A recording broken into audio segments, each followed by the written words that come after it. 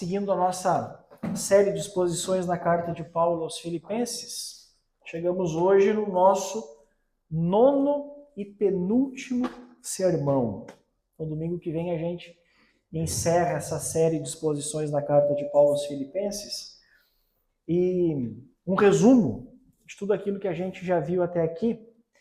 E a gente vê que de todas as coisas que a gente já aprendeu, que são verdades profundas da fé cristã, todas elas são contraintuitivas, elas são contra a cultura, contra a moda, contra tudo aquilo que as pessoas naturalmente buscam.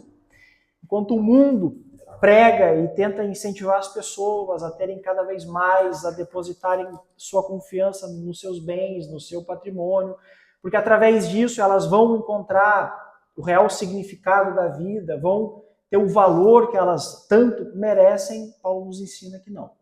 Por mais que a gente possa angariar coisas, por mais que a gente projeta coisas para a nossa vida, e a gente deve fazer isso mesmo, mas o nosso valor não está nessas coisas, mas o nosso valor, a nossa dignidade está em Cristo Jesus. A gente viu isso no capítulo 1.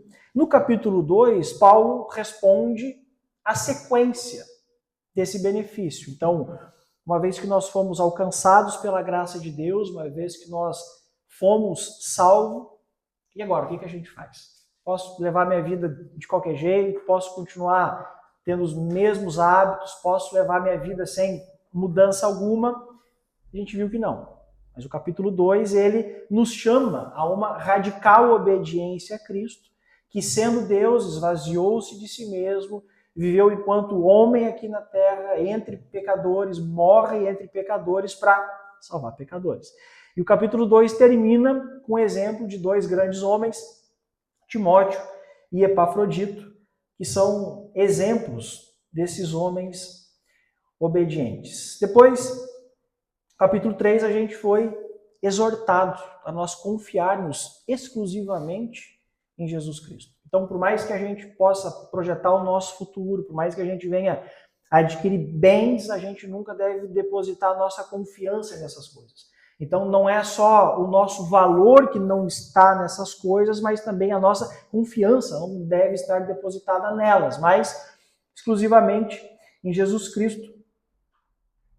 E agora a gente entra no capítulo 4. O capítulo 4 é um chamado a uma vida intencional. Paulo vai repetir algumas coisas que ele já comentou durante a carta, mas, sobretudo, no capítulo 4, ele nos chama a nós vivermos uma vida intencional. Então, vamos ficar de pé, vamos ler o texto, Filipenses capítulo 4, nos versículos 1 ao 9. Filipenses capítulo 4, do 1 ao 9, que diz assim: Portanto, meus irmãos, a quem amo e de quem tenho saudade, vocês que são a minha alegria e a coroa, permaneçam firmes no Senhor, ó amados. O que eu rogo a Evódia e também a Sintique é que vivam em harmonia no Senhor. Sim, e peço a você, leal companheiro de jugo, que as ajude, pois lutaram ao meu lado na causa do Evangelho, com Clemente e meus demais cooperadores. Os seus nomes estão no livro da vida. Alegrem-se sempre no Senhor. Novamente direi, alegrem-se. Seja a amabilidade de vocês conhecida por todos. Perto está o Senhor. Não andem ansiosos por coisa alguma, mas em tudo, pela oração e pelas súplicas, e com ação de graças apresentem seus pedidos a Deus. E a paz de Deus, que excede todo entendimento, guardará o seu coração e a mente de vocês em Cristo Jesus. Finalmente, irmãos, tudo que for verdadeiro, tudo que for nobre, tudo que for correto, tudo que for puro, tudo que for amável, tudo que for de boa fama, se houver algo de excelente ou digno de louvor, pense nessas coisas. Ponham em prática tudo o que vocês aprenderam, receberam, ouviram e viram de mim, e o Deus da paz estará com vocês. Mais um domingo, mais uma vez a gente se reúne aqui na igreja depois cada um vai para as suas respectivas casas, uns vão tomar um café, outros vão jantar, outros imediatamente vão dormir. Amanhã provavelmente começa a semana de trabalho de todos aqui. E assim a gente tem uma rotina estabelecida e é muito possível, através dessa rotina, a gente ser de tal modo envolvido por ela, a ponto dela nos esmagar e a gente não consegue mais entender do porquê a gente faz as coisas que a gente faz. É fácil a gente simplesmente cair naquela sina de que eu levanto de manhã porque todas as pessoas levantam de manhã. É fácil a gente cair naquela sina de que eu trabalho, afinal as pessoas precisam de um trabalho. É fácil, inclusive, a gente cair no automático, naquela sina de que eu vou no domingo à noite na igreja, porque é melhor eu estar na igreja do que em outro ambiente. Mas é verdade que é possível a gente fazer todas essas coisas, mas mesmo assim não conseguir encontrar um propósito, mesmo assim não encontrar um contentamento, mesmo assim não conseguir encontrar prazer nessas coisas. E a resposta é porque a gente não leva uma vida intencional. Isso é um risco que, inclusive, nós crentes estamos vulneráveis a viver dessa forma. É possível que mesmo nós crentes vivamos como a Hannah Herd, que a vida era um fardo pesado demais para ela e a única certeza que ela tinha é que no final das contas tudo ia dar errado. Aí ela ficou famosa por aquela frase, né? Ó vida, ó céus. Tudo era um mar de lágrimas. E é possível a gente levar uma vida assim também. Mas esse texto que a gente leu, Paulo nos ensina que por mais que viver dessa forma seja possível, não precisa ser exatamente assim. Mas que é possível sim a gente assumir uma postura diante de Deus, de modo que Deus é glorificado, e a gente pergunta de que forma eu aplico isso na minha vida. Paulo vai descrever agora nesses 9 versículos algumas capacitações para que isso seja possível. E não há nada pior na nossa vida do que a gente desejar algo, mas não tem capacidade ou não tem as devidas capacitações para aquilo. É frustrante a gente querer fazer um furo na parede, mas a gente não sabe quais as ferramentas usar, a gente nem tem elas. Então imagina o quão frustrante é a gente desejar uma vida mais íntima com Deus, a gente desejar um relacionamento mais próximo com Deus, mas não saber de que forma. Aqui Paulo vai nos ensinar algumas capacitações ou alguns princípios para que isso seja possível. Então vamos ver o versículo 1, olha o que Paulo diz. Portanto, meus irmãos, amados e muito saudosos, minha alegria e coroa, sim, amados, permanecei deste modo firmes no Senhor.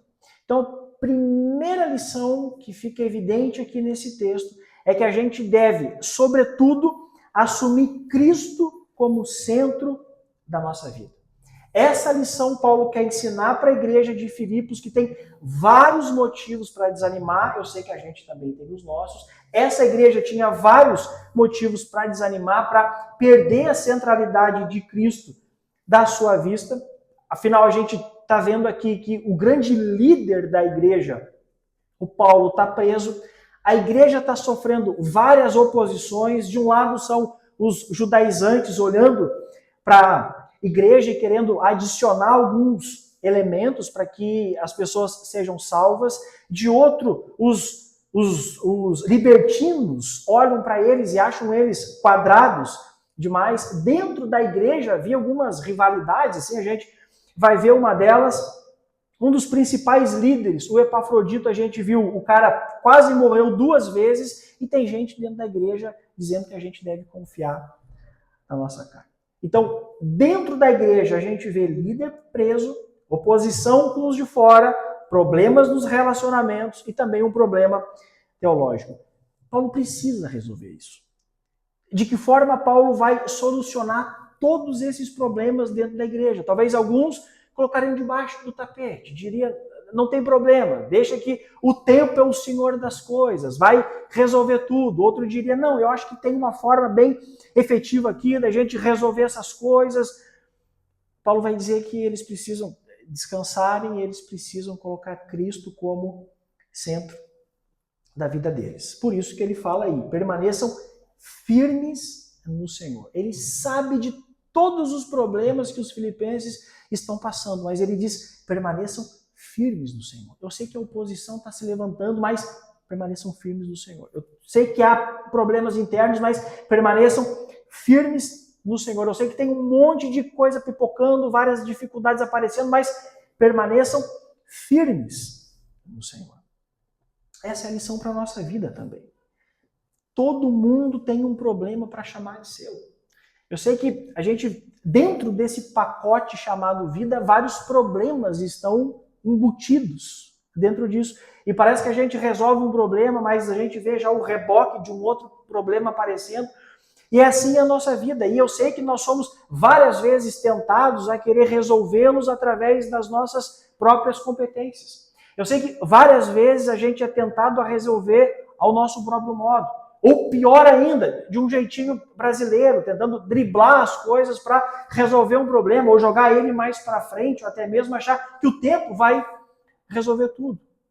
Não. O que a gente precisa é permanecer firmes no Senhor. E independente de qual problema, e eu sei aqui que cada um tem o seu, a gente deve permanecer firmes no Senhor. Por mais difícil que seja a gente olhar para um problema e pensar da perspectiva de que aquele problema está nos moldando para nos aproximar de Cristo, para que sejamos forjados, moldados à semelhança do Senhor Jesus, é isso que a gente deve fazer. E dessa forma a gente consegue permanecer firmes no Senhor. E eu penso em pelo menos duas razões do porquê Deus é digno dessa nossa confiança. Do porquê vale a pena, ao invés da gente depositar confiança em nós mesmos, a gente depositar a confiança em Deus. Primeira razão, Deus ele é um ser gracioso, onde ele abunda amor, onde ele estende essa graça a pessoas que não mereciam nada delas. Não só não mereciam, mas como também nem queriam ser alvo da graça de Deus, estavam simplesmente contentes, vivendo segundo os impulsos da carne, segundo os seus pecados, segundo aquela vida toda atrapalhada, rejeitando Deus a todo custo. Mesmo assim, aprove o Senhor derramar da sua graça sobre pessoas como nós. Então, quando a gente entende quem nós realmente somos, de onde foi que Deus nos tirou, o que e como Deus está nos formando e para onde a gente vai na eternidade, é motivo suficiente para a gente, de fato, no mínimo, pensar que confiar em Deus é uma opção melhor do que a gente confiar na nossa própria força. A segunda razão é porque Deus escolheu fazer dos seus santos, do seu povo, o lugar da sua habitação. Eu sei que isso, dificilmente nós nos conscientizamos do que é isso. Mas as Escrituras nos chamam para esse nível de confiança de que Deus habita também no seu povo. De que Deus ele jamais nos abandona. Em João capítulo 14, Jesus está ali conversando com seus discípulos, tudo aquilo que está acontecendo, ele é um momento às margens da crucificação, mesmo assim Jesus está consolando os discípulos, ele está confortando os discípulos, e aí ele diz assim que é necessário que ele volte para o Pai, mas que ele não nos deixaria órfãos. É claro que a notícia de que Jesus subiria aos céus, de que ele deixaria os discípulos, pelo menos fisicamente ali, trouxe uma turbulência na alma deles, mas ele diz, eu vou, mas eu não vou deixar vocês sozinhos. Olha só o que ele diz lá em João capítulo 14. E eu rogarei ao Pai, e ele vos dará outro consolador, a fim de que esteja para sempre convosco, o Espírito da verdade que o mundo não pode receber, porque não o vê, nem o conhece, mas vós o conheceis, porque ele vive conosco, estará dentro de vocês. Que notícia maravilhosa, quando a gente se conscientiza de que o mesmo Deus que nos chamou, o mesmo Deus que se revelou a nós, o mesmo Deus que operou arrependimento no nosso coração, esse Deus que perdoou todos os nossos pecados, agora pelo Espírito Santo, ele habita dentro de nós, e esse Espírito Santo que mora dentro de nós, ele não só nos convenceu dos nossos pecados, mas ele também nos encoraja. Ele também nos anima para que a gente persevere um pouco mais. E é por isso que é possível a pessoas como nós perseverarmos no caminho. Não é porque a gente é bom, mas é porque o Espírito Santo vai nos capacitando, vai nos encorajando para que a gente continue avançando. Isso é motivo suficiente para a gente, de fato, confiar em Deus e descansar nos seus braços. Talvez a vida tenha sido difícil para você. Talvez você resumiria a sua vida como uma face extremamente carrancuda. Mas por mais carrancuda que possa estar a nossa vida, a face sorridente de Deus está por detrás disso. E Deus cuida de nós. Então essa é a primeira lição básica que a gente aprende aqui nesse texto. Centralidade de Cristo na nossa vida. Nos versículos 2 e 3, Paulo vai falar de um desentendimento que havia dentro da igreja de Filipos. Isso é um baita de um problema, porque a gente não gostar de um descrente, a gente não gostar de um ímpio. Já é um problema, porque Cristo nos chama a gente amar, inclusive, os nossos inimigos. Agora imagina a gente ter desavença entre os santos redimidos do Senhor. Aqui na igreja de Filipos tinha um caso assim, não gosto daquele irmão ali, não gosto do que ele fez para mim, tal dia olhou com uma cara estranha para mim, chegou na igreja, não me deu boa noite. Havia esse problema em Filipos com duas irmãs. E o mais chocante desse problema é que não eram duas irmãzinhas sem expressão dentro da igreja. Também não eram duas irmãzinhas que eram conhecidas por não se envolverem com a missionalidade da igreja. Não eram irmãs conhecidas por serem fofoqueiras. Mas eram duas irmãs importantíssimas na igreja de Filipos. Eram duas irmãs que se envolviam ativamente na obra missionária, que inclusive fizeram parte da equipe missionária de Paulo e se esforçaram em prol disso, em prol do avanço do evangelho. Isso está aí no versículo 3. Olha Paulo falando delas. Juntas se esforçaram comigo no evangelho, também com o Clemente e com os demais cooperadores meus. A gente não sabe qual era o motivo da desavença entre essas duas irmãs, não há evidência nenhuma que o motivo da briga seja por alguma heresia por parte de alguma delas, não há evidência alguma de que havia algum problema com imoralidade, simplesmente elas não se davam, simplesmente elas não gostavam uma da outra. Mas provavelmente começou como geralmente começa as desavenças. Um dia a Evódia deve ter dito assim, eu não gosto da irmã Sintique. E a Sintique um dia deve ter compartilhado com as suas amigas mais próximas, eu não vou com a cara da Evódia. Isso foi sendo alimentado, isso não foi mortificado por nenhuma delas, isso foi se alimentando ao ponto de começar a criar as panelinhas dentro da igreja. Ao ponto de começar a ter divisões dentro da igreja. E aqui é a nossa próxima lição, que a gente deve converter a nossa vida em louvores a Deus. E de que modo a gente faz isso? Amando o nosso próximo e promovendo essa comunhão dentro da igreja. Olha só o que diz no versículo 2. Rogo a Evódia e rogo a Sintique que pensem concordemente no Senhor. Ou na King James, que é uma boa tradução também, que diz assim, suplico a Evódia e a Sintique que restabeleçam a boa convivência no Senhor. O que Paulo está deixando claro aqui, de que é possível haver diferença de pensamento dentro da igreja e há lugar para isso. Mas não há razão para não haver reconciliação. Então, diferenças dentro da igreja vão acontecer. É só marcar um cafezinho, mais de meia hora, com qualquer um dos irmãos, as diferenças vão aparecer. Mas isso não é motivo para que não haja reconciliação ou essas diferenças desemboquem num desentendimento. E por que Paulo alerta sobre isso lá em Filipos e por que a gente também deve rejeitar esse tipo de coisa? Primeiro, que a desavença é contrária à realidade fraternal do que é a igreja. Olha como Paulo se refere a essa igreja aqui no versículo 1. Ele diz, meus irmãos. Igreja é lugar de irmãos, não de estranhos, lidando com estranhos, mas de uma comunidade de irmãos, de pessoas diferentes, de pessoas que pensam diferentes, com histórias diferentes, mas que uma vez que foram atraídas por Cristo, são irmãos.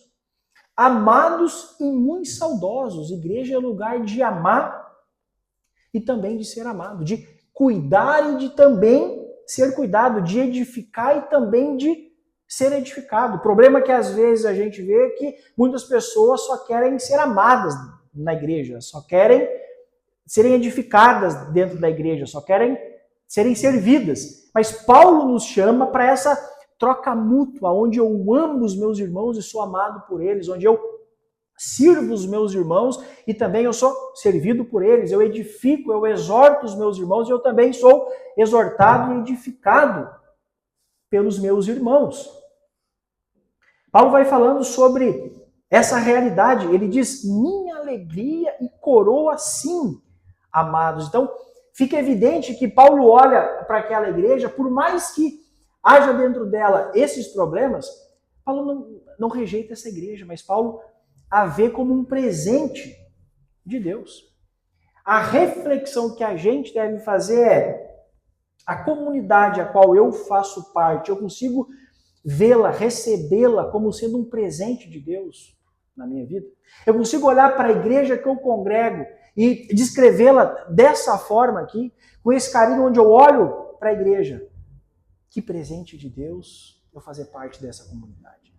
Que Deus gracioso que me chamou, me convenceu, faço parte do seu povo e faço parte de uma boa comunidade que se preocupa em glorificá-lo, que preocupa em amar uns aos outros.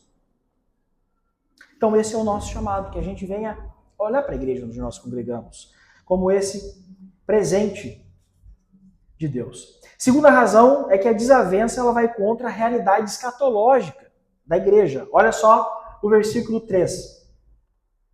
Sobre a Evódia e a Síntique, cujos nomes se encontram no livro da vida. Paulo está dizendo que são crentes, são salvas, vão morar eternamente juntas com o povo de Deus, com Deus, e lá na Nova Jerusalém não vai ter nenhum tipo de divisão. Na Nova Jerusalém não haverá desavenças. O nome delas está escrito no livro da vida e elas, enquanto crentes, precisam antecipar essa realidade futura, onde não haverá desavença, e viver também num ambiente onde a desavença não pode acontecer. Onde a desunião não pode acontecer. Deus chama os seus santos para que eles possam viver em comunhão, onde eles possam viver essa vida saudável. A gente não pode fechar o nosso coração para quem Deus chama de filho. E várias vezes a gente acaba fazendo isso. Às vezes a gente tem a tendência de achar que o sacrifício de Cristo foi mais leve para a gente do que para outras pessoas. E geralmente isso desemboca num relacionamento onde há diferenças. A gente tende a olhar o relacionamento de cima para baixo e não como iguais. Na verdade, em Filipenses, Paulo nos chama para nos relacionarmos de baixo para cima, considerando o próximo como sendo superior a nós mesmos. E é dessa forma que Paulo vai resolver essa desavença que há dentro da igreja. E isso é tão sério que a Bíblia nos alerta de que se alguém for levar uma oferta na igreja, se há alguma desavença com alguma outra pessoa, deixa a oferta no altar e vá primeiro se reconciliar com o irmão, aí depois volta e apresenta a oferta. A oração do Pai Nosso fica claro, perdoa-nos como perdoamos. Então, quando a gente rejeita esse ensinamento, a gente é o pai da hipocrisia. Quando a gente diz, Senhor, eu perdoo o fulano. Senhor, me perdoa, assim como eu perdoo as pessoas. Jesus nos chama para esse nível de responsabilidade e nós devemos ser essa comunidade que promove a unidade em Jesus Cristo e dessa forma Cristo é glorificado nos nossos relacionamentos. Daqui para frente, Paulo vai dar uma série de admoestações agora para a igreja. A primeira delas, contentamento, apesar das circunstâncias. Olha o que ele diz aí no versículo 4. Alegrai-vos sempre no Senhor. Outra vez digo, alegrai-vos. Fica claro que Paulo é essa pessoa que consegue se alegrar apesar das circunstâncias, e os filipenses também sabiam disso. Quando Paulo pregou a primeira vez para eles, ele foi preso juntamente com Silas, ele foi humilhado, ele foi açoitado, ele foi ferido, amarraram os pés dele num tronco, e mesmo assim, à meia-noite, eles começaram a louvar a Deus, e agora, mesmo preso, Paulo escreve esse grande tema da carta, que é um chamado a uma vida alegre. E esse chamado que é evidente aqui em Filipenses não é uma vida onde a gente finge que está tudo bem, ou não é uma vida onde a gente ignora problemas, mas é uma vida que, apesar de tudo isso, eu encontro contentamento no Senhor. Eu encontro paz no Senhor. Eu não coloco as minhas emoções condicionadas aos momentos da vida, porque daí quando o meu momento é ruim, a gente relaxa no nosso relacionamento com Deus. Ou se o momento é bom, é aí que a gente está crente, mas o chamado de Paulo para cada um de nós é que a nossa vida não deve estar presa, condicionada a essas circunstâncias da nossa vida, mas totalmente depositada no Senhor. E para que a gente possa converter a nossa vida em uma vida que de fato glorifica a Deus, a gente deve fazer isso. Ter esse contentamento em Deus. Por isso que Paulo dá várias ênfases, não só nesse texto, mas em toda a carta. Alegrai-vos sempre no Senhor. Outra lição que a gente vê aqui, sejam conhecidos pela moderação, ou algumas traduções pela nossa amabilidade. Tem uma coisa que é fato, é que todo mundo quer ser conhecido por alguma coisa. Algumas pessoas querem ser conhecidas por algum talento que tem, outras pessoas querem ser conhecidas por uma aparência bonita, outras querem ser conhecidas porque têm um patrimônio grande, ou até mesmo alguma habilidade ministerial. Mas Paulo ele faz o caminho oposto disso, ele quer que o nosso eu seja totalmente ofuscado em detrimento dessa moderação. Através dessa amabilidade, ele diz assim, seja a vossa moderação conhecida de todos os homens, perto está o Senhor. E essa palavra moderação aqui ela é muito interessante, porque ela significa que ao invés da gente aplicar uma justiça, a gente aplica e exerce misericórdia. Isso implica em a gente assumir uma vida que às vezes vai nos causar prejuízo. Significa que a gente vai olhar para o nosso próximo como sendo alguém superior a nós mesmos. Significa em nós, várias vezes, mesmo tendo razão em aplicar alguma coisa no próximo, a gente vai optar pela misericórdia, pelo amor, pelo cuidado. E por que de tudo isso? Porque perto está o Senhor. E aqui pode ser perto está o Senhor tanto por conta da volta do Senhor Jesus, que está perto, e ele desenvolveu isso no capítulo 3, ou seja, à luz da volta do Senhor, sejam amáveis, sejam misericordiosos, sejam moderados, ou, melhor opção, perto está o Senhor pessoalmente. Ele não está longe, ele está perto, ele está nos vendo. Imagine Jesus ressurreto e exaltado, batendo na sua porta, pedindo para entrar, mostrasse um vislumbre da sua glória, virasse as mãos para nós, a gente encontrasse ali as suas feridas, as marcas do prego, e ele dissesse assim, vou passar o dia inteiro aqui. Como seria esse nosso dia? Como que nós nos comportaríamos diante disso? Será que nesse dia, onde Jesus, ressurreto e exaltado, passasse o dia inteiro, será que haveria espaço para as nossas murmurações? Será que nesse dia haveria espaço para as nossas queixas sem fim? Será que haveria espaço para a nossa autopromoção? Duvido. Duvido. E esse aqui é o ponto de Paulo. Perto está o Senhor. E por ele estar perto, seja a vossa moderação conhecida de todos os homens. A gente não serve um Deus distante. A gente não serve um Deus totalmente sem nos relacionarmos com Ele.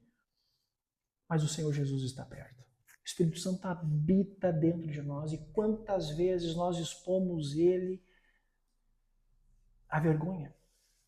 Mas o chamado de Cristo para a nossa vida é: seja a vossa moderação conhecida. Jesus está perto, ele nos vê, o Espírito Santo habita dentro de nós.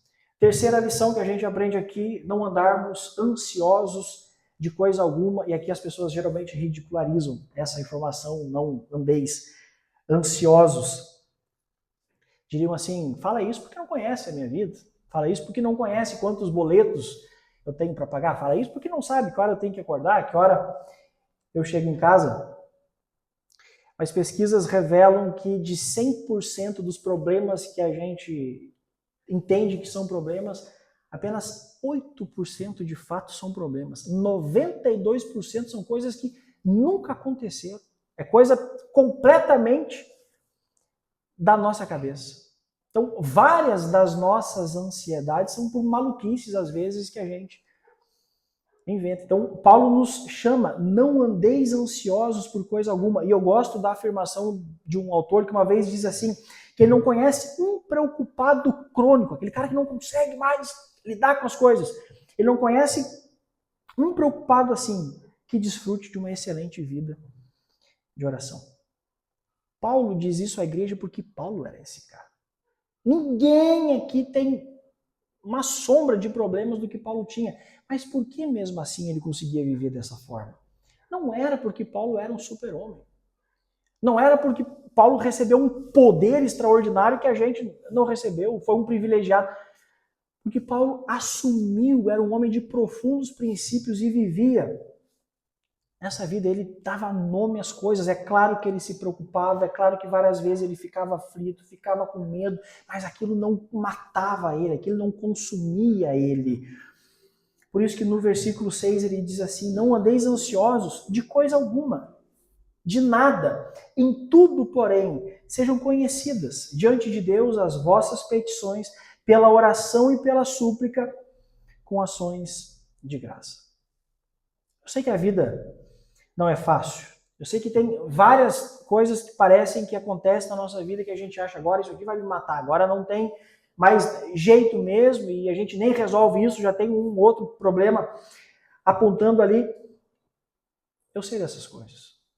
Mas Paulo nos chama: apesar de tudo isso, não andeis ansiosos de coisa alguma. Mas que a gente deve crer que o mesmo Deus que criou tudo e tudo sustenta, o Deus que não há um átomo dessa realidade que ele não possa dizer que é Senhor sobre aquilo, esse Deus fala pra gente: não andeis ansiosos de coisa alguma. E o que a gente deve fazer então para que essa ansiedade não venha nos matar, não venha nos consumir? Sequência do texto. Em tudo, porém, sejam conhecidas diante de Deus, por mais que Deus sabe, por mais de tudo isso, sejam conhecidas diante de Deus as vossas petições, pela oração e pela súplica, com ações de graça. E a gente consegue entender, às vezes, do porquê a gente leva uma vida tão ansiosa. Quando foi a última vez que nós oramos detalhadamente diante do Senhor sobre todas as coisas que nos preocupam? Quando foi a última vez que a gente nomeou tudo aquilo que nos tira o sono, tudo aquilo que tem potencial de nos tirar o sono, tudo aquilo que nos aborrece, tudo aquilo que pode nos aborrecer? Quando foi que a gente verdadeiramente deu nome a essas coisas e na nossa oração falou ao Senhor? Eu tenho certeza que pessoas que conseguem frequentemente fazer isso desfrutam e entendem que Pedro estava certo quando ele disse que lançando sobre ele toda a vossa ansiedade, porque ele tem cuidado de vós. Então, assim, o que a gente deve fazer? Tudo aquilo que rouba o nosso sono, tudo aquilo que nos aborrece, tudo isso que gera em nós medo, ansiedade, toda essa aflição, a gente deve lançar sobre Jesus. E o modo para eu não andar ansioso é eu orar sobre tudo, em tudo, absolutamente tudo. Porém, sejam conhecidas diante de Deus as vossas petições. E quando a gente pratica isso, versículo 7. Aquela ansiedade, aquela angústia, aquela aflição dá lugar à paz de Deus, que excede todo o entendimento, e essa paz guardará o vosso coração e a vossa mente em Cristo Jesus. Então é claro que Paulo não espera que as nossas orações vão nos livrar dos problemas, mas que pela oração o nosso coração e a nossa mente serão guarnecidas pela paz de Deus. A paz de Deus fará sentinela, fará guarda no nosso coração e na nossa mente. E é por isso que a gente vê o Daniel, por exemplo, dormindo com os leões mais tranquilo do que o rei no seu palácio. Por isso que homens e mulheres de Deus podem ter essa experiência por conta da paz de Deus. E ele encerra dizendo, agora resolva ter pensamento santo. Lá no versículo 8. Finalmente, irmãos, tudo que for verdadeiro, tudo que for nobre, tudo que for correto, tudo que for puro, tudo que for amável, tudo que for de boa fama, se houver algo de excelente ou digno de louvor, pense nessas coisas. Ponham em prática tudo o que vocês aprenderam, receberam, ouviram e viram de mim, e o Deus da paz estará com vocês. Eu sempre fico temeroso quando eu lembro que Deus conhece todos os nossos pensamentos. O escritor aos Hebreus nos lembra, lá no capítulo 4, e não há criatura que não seja manifesta na sua presença, pelo contrário, todas as coisas estão descobertas e patentes aos olhos daquele a quem temos de prestar conta. Davi entendeu isso e não é de se admirar que depois do seu pecado com Batseba, ele escreve, sonda-me, ó Deus, e conhece o meu coração, prova-me, conhece os meus pensamentos, vê se há em mim algum caminho mau e guia-me pelo caminho eterno. Davi não só reconheceu que Deus conhecia também os seus pensamentos, como também qualquer reforma real em sua vida teria de começar pelos seus pensamentos. É por isso que os profetas, ao longo das Escrituras, insistiam tanto. Deixe o perverso o seu caminho, o iníquo, os seus pensamentos. Converta-se ao Senhor. A gente aprende aqui que o remédio soberano contra o pecado é a gente passar grande tempo. Tempo com qualidade, tempo bem pensado, tempo meditativo nas Escrituras. É simplesmente impossível nós nos livrarmos de todo o lixo que há dentro da nossa cabeça sem que a gente substitua tudo isso totalmente por algo diferente, que são as Escrituras. A gente vê várias vezes esse alerta nas Escrituras, isso que nem havia YouTube naquela época. Nem haviam as ferramentas que a gente tem hoje, que são coisas que ficam toda hora nos jogando para porcaria. Então imagina o quão necessário é a gente fazer isso. Jesus, na noite em que ele foi traído, olha só o que Jesus orou. Santifica-os, Pai. Na verdade, a tua palavra é a verdade. Então não existe santidade que perdure sem que a verdade do Evangelho tome conta da nossa mente. Chamado para nós, resolva cultivar pensamentos santos. Isso é fundamental para o nosso compromisso de nós nunca desistirmos da caminhada e levarmos essa vida intencional. E ponham tudo isso em prática. De que modo eu tenho esse relacionamento? Onde eu de fato coloco todas as minhas angústias, todas as minhas aflições, dou nome a elas diante de Deus. Ao invés de eu confiar no meu próprio braço, nas minhas próprias forças, eu confio exclusivamente em Cristo. Eu de fato não levo uma vida passiva, sendo levada por qualquer vento, por qualquer nova doutrina, por qualquer placa escrita em traseira de caminhão, em qualquer burburinho de vizinho, mas a gente de fato fica afincado na verdade do Evangelho e é viver isso radicalmente todos os dias que faz com que a paz de Deus monte sentinela no nosso coração. E a promessa final aqui desse texto, o Deus da paz está com vocês. Deus quer estar com a gente. A gente deve desejar isso mais do que qualquer outra coisa na nossa vida. Amém?